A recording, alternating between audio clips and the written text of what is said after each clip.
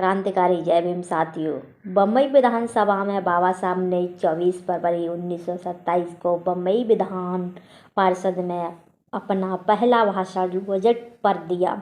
उन्होंने कहा कि मालिया और आयकर लगाते समय सरकारें भूल जाती है कि आयकर केवल उसी समय देना पड़ता है जब आय हो, परंतु भूमि का मालिया हर किसी को देना पड़ता है, चाहे वो छोटा किसान हो अथवा बड़ा जागीरदार, फसल हो या ना हो, परंतु बेचारे किसान को तो मालिया देना ही पड़ता था।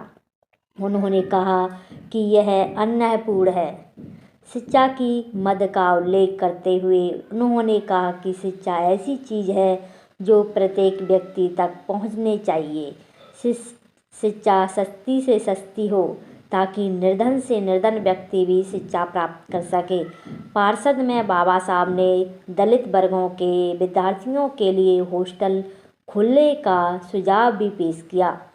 पार्षद को नशाबंदी का सुझाव देते हुए बड़े जोरदार ढंग से बताया कि शराबखोरी, नशा राष्ट्र को तबाह करने वाला तत्व है, अतः इसे समाप्त करके उन्नत राष्ट्र का निर्माण किया जाए, चाहे नशाबंदी से कितने भी राजस्व की हानि क्यों ना हो।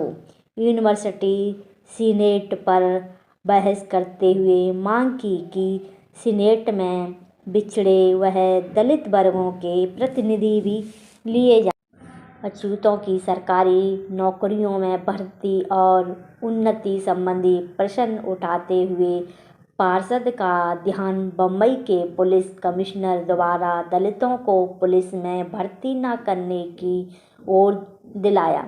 छोटी जोतों की समस्या पर बोलते हुए बाबा साहब ने कृषि में सहकारी पद्धति प्रचलित करने की वकालत की।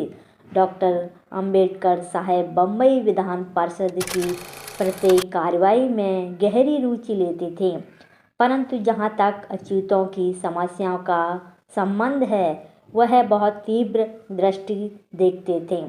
बड़े प्रभावशाली तथा तर्कपूर्ण तरीके से अपनी बात रखते थे। उनके भाषण और प्रस्ताव विद्वत्तापूर्ण और निर्णायक हुआ करते थे। हालांकि डॉक्टर बाबा साहब अम्बेडकर बम्बई विधान परिषद के मनोनीत सदस्य थे, फिर भी वे ब्रिटिश सरकार की कड़ी व तीव्र आलोचना करने से नहीं चूकते थे।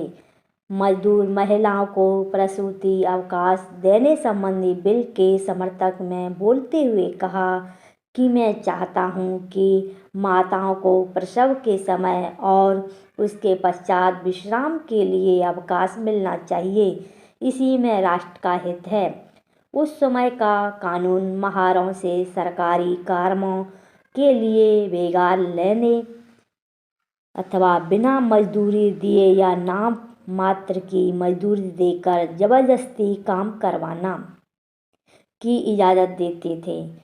यदि कोई अछूत महार मौजूद न हो तो उसके पिता या सामान्य स्तर के किसी सदस्य को बेगार पर ले जाया जाता था।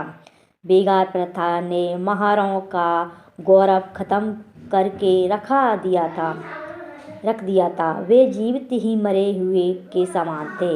उनका उत्साह, योग्यता और इच्छाएं सब कुछ बेगार ने दबोच रखी थीं। बेगार रूपी दास्तां की जंजीरें तोड़ने के लिए बाबा साहब डॉक्टर अंबेडकर ने विधान परिषद में बिल पेश किया और पास करवाया। ये थे हमारे बाबा साहब।